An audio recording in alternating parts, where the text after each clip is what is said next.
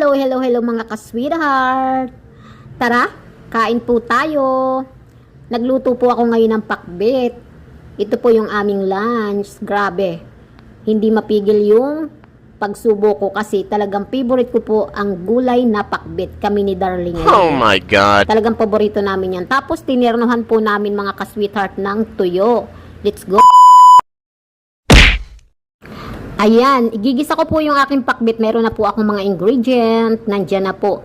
Dapat po talaga mga ka-sweetheart, hindi ko po ito i-vlog. Kaso nag-request sa akin si Jubilin ng Naik Cavite na i-vlog ko daw kung paano magluto ng simple lang na pakbet.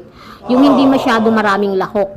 So sabi ko, ano ka ba naman, pakbet lang, hindi mo pa alam. Sabi niya, sige na te, i-vlog mo naman para mapanoorin ko. Kaya ayan, pagbibigyan kita.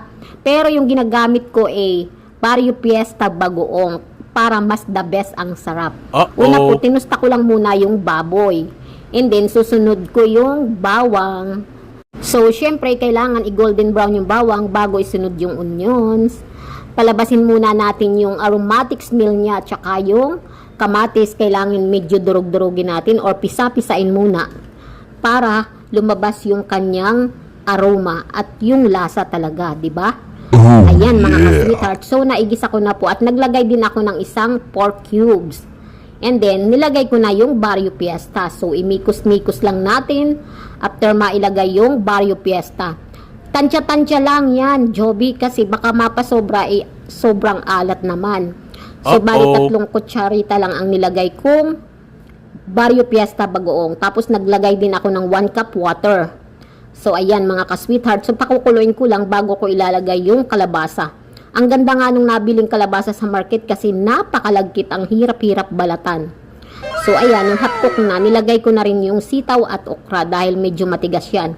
Tsaka, totally hindi kami nagtatanggal ng ulo ng okra at tsaka yung buntot kasi ayaw nila ng madulas. So, ayan. Nung mahapkok ko na po yung kalabasa at okra and sitaw, sinunod ko na yung ampalaya at tsaka yung talong. Kasi bawal yung ma-overcook, di ba? Mas maganda yung pagkagat mo crunchy pa siya. So ayan mga ka-sweetheart, mikos-mikos lang, malapit na siyang maluto. Kasi ito talaga yung lunch namin ngayon, Joby. So sundan mo na lang yung vlog ko ha, yung video ko. Okay, thank you for watching. Kainan na! At ayan na nga po, nagsandok na ako ng pakbit ko, ayan. Tapos nag-fry din ako ng tuyo kasi parang sarap kumain ng tuyo tapos maanghang yung sausawan mo. Wow, the best na katerno. Talo-talo na yan. Wala na munang pansin-pansinan. Kain po tayo. Ayan, Joby, shout out sa'yo.